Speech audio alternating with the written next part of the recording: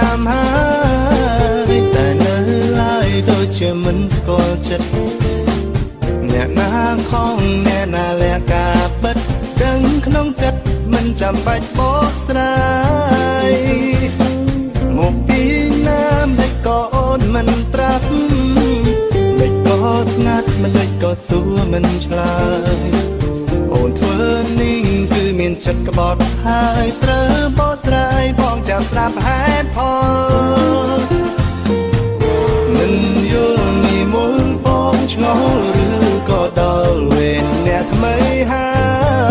យដល់ពេលដែលយើងទៅបែកងាកក្រោយហើយថ្លៃរាប់មួយពីរបីឡើងដៃបងហើយនឹងស្រីតើផ្លូវរៀងខ្លួនហើយសុំកុំឲ្យញៀងក្រោយណាអូនមិនចង់ឲ្យស្ងួនឃើញទឹកភ្នែករបស់បងមិនមែនជារឿងដែលប្លែកបើបងមិនយំទៅវាចំលែកนุ่งធ្លាប់ស្រឡាញ់គ្នាខ្លាំងសើលេមួយបបពេកភ្នែកឲ្យហែកពេកដូចចែកអ្នកផ្សេងអ្នកណាអាចទ្រាំបាន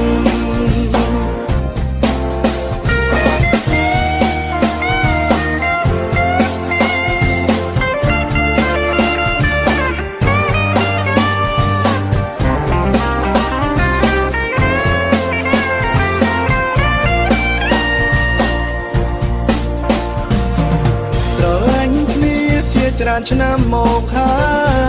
យតែចុងក្រោយនៅតែត្រូវបែកគ្នាទោះបីចិត្តប្រឹងស្រឡាញ់ប៉ុណ្ណាដល់វេលាវាក៏ត្រូវបាត់បង់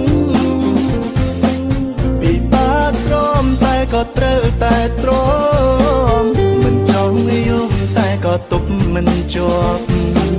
ចិត្តចង់ហាមតែក៏មិនហ៊ានខត់ស៊ូខំមាត់សងក៏ចិត្តខ្លួនឯង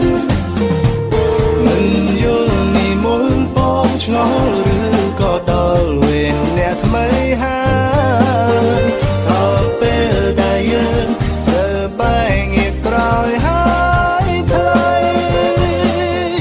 រាប់មួយពីរបីឡើងដៃ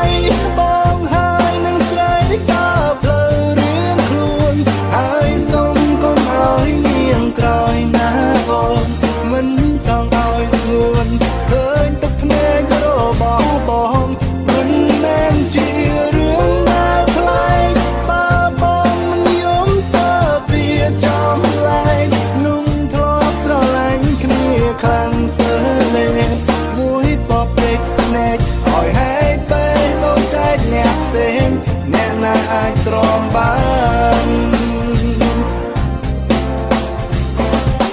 นุ่งធ្លាប់ស្រឡាញ់គ្នាស្ទើរលេតែមួយផ្លែបែរជាភ្លេចគ្នាបាន